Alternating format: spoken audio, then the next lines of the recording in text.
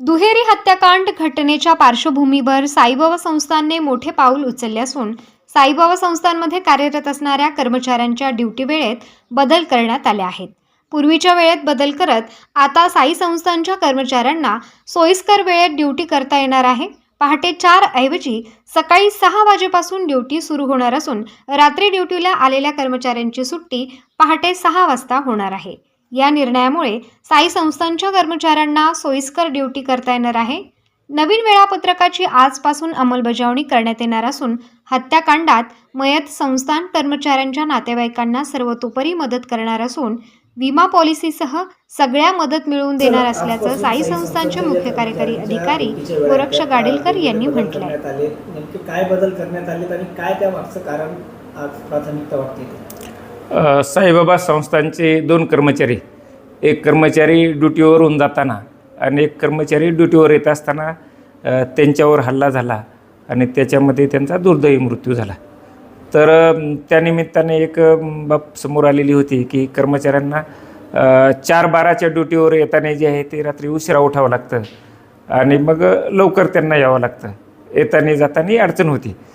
तर मग ती ड्युटीची वेळ जी आहे ती कालच्या चर्चा झाली आणि आज जी आहे ड्युटी बदलण्यात आलेली आहे। सकाळी 6 ते दुपारी 2 अशी ड्युटी आता करण्यात आलेली आहे। सकाळी 6 ते दुपारी 2, 2 ते 10 असे ड्युटीमध्ये बदल करण्यात आलेला आहे। प्रसादालय आणि मंदिर विभाग वगळता जे आहे ते याप्रमाणे ड्युटी राहतील।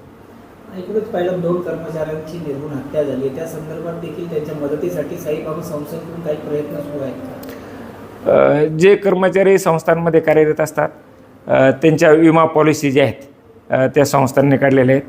वर्कमॅन कॉम्पेन्सेशन ॲक्ट, त्याचप्रमाणे पोस्टाची एक विमा पॉलिसी आहे आणि ज्यांचे खाते बँकेमध्ये आहेत, सॅलरी अकाउंट जे आहेत त्यांना बँकेमार्फतसुद्धा त्यांचा विमा आहे। असे विमा संस्थांनी काढलेले आहेत। ही विम्याची रक्कम आणि त्या कर्मचाऱ्यांना देय जी नियमानुसारची रक्कम जी आहे ती सर्व रक्कम जी आहे ती लवकरात लवकर देण्याचा प्रयत्न संस्थांचा राहील। त्यांच्या कुटुंबातील नोकरीचा देखील प्रस्ताव आहे।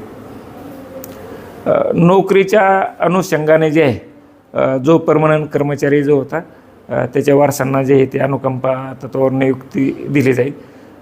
ती अनुकंपा तत्त्वावर नियुक्ती होईपर्यंत आउटसोर्समध्ये जे आहे ते दोन्ही कर्मचारी जे आहेत त्यांच्या वारसांना आउटसोर्समध्ये घेतलं जाईल। जे कर्मचारी दूरवरून आपल्याकडे ड्युटीला येतात त्यांना काही अशा वेगळ्या सूचना आता दिल्या जातील का की स्वतःची काळजी त्यांनी कशी घ्यावी, काय त्या संदर्भात? जे कर्मचारी मोटरसायकलवरून येतात त्यांना पाठीमागं सूचना दिलेल्या आहेत की आपण हेल्मेट वापरावं। हेल्मेटशिवाय कोणी कर्मचारी मोटरसायकलवर येत असेल तर त्याला प्रवेश देऊ नये अशा सूचना दिलेल्या आहेत। त्या सूचनांची जी आहे ती एक कडक अंमलबजावणी केली जाईल।